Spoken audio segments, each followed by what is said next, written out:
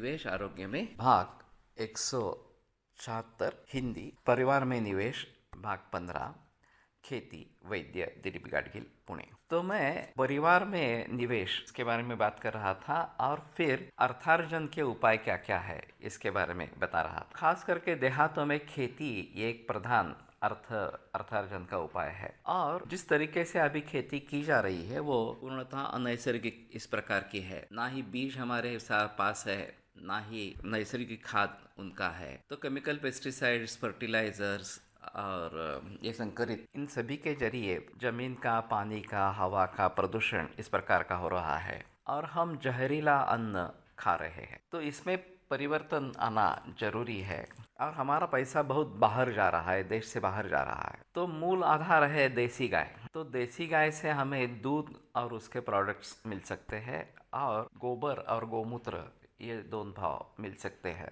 तो ये अच्छे तरीके से वनस्पतियों का खाद्य है और फिर हम विषमुक्त अन्न पा सकते हैं। इससे हमें बहुत सारे रोगों से छुटकारा मिलेगा या प्रतिबंध, उन रोगों को प्रतिबंध होगा जैसे कैंसर जैसी बीमारियां है।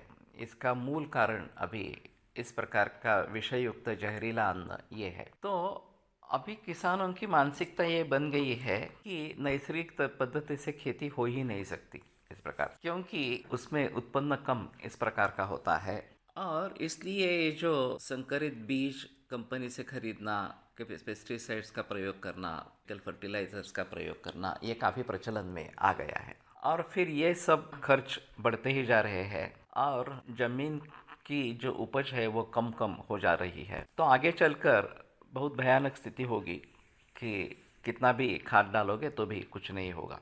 तो ऐसी अवस्था में नैसर्गिक खेती की तरफ ही मुड़ना आवश्यक इस प्रकार का रहेगा। लेकिन ये किफ़ायतशीर कैसे हो, फायदेमंद कैसे हो, इसके बारे में सोचना जरूरी इस प्रकार का रहेगा। तो मेरा मंतव्य है कि केवल एक चीज़ पर निर्भर नहीं रहना चाहिए। जितने भी उत्पन्न के स्रोत हो सकते हैं उन सभी का हमें विचार करना है और उन सभी का फ़ायदा उठाने की कोशिश करनी है। मैं खुद के अनुभव के साथ कह सकता हूँ कि हमने कोकण में शुरू में 4.5 पौने 5 एकड़, फिर 3.5 एकड़, फिर 2.5 एकड़ और फिर करीबन 1 एकड़ इस प्रकार से ज़मीन खरीदी और गायें, 2 गायें मैंने शुरू में खरीदी थी। वो 5-6 बरस में बढ़ते बढ़ते 9 गायें अभी हो गई है और ये गीर गायें है सभी और उनमें से 2 अभी गर्भिणी है।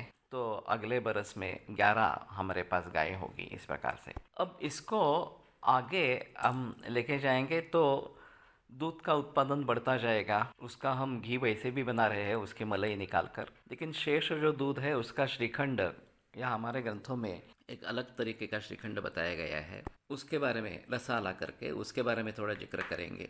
और वो श्रीखंड बनाते समय जो पानी मिलता है वो हमारे हिसाब में औषधि है, तो उसका आसव बना से मस्तवासव करके, और वो हम क्लिनिक में दे सकते हैं। अभी जो खेती वहाँ पे हो सकती है उन्हीं के बारे में सोचना है।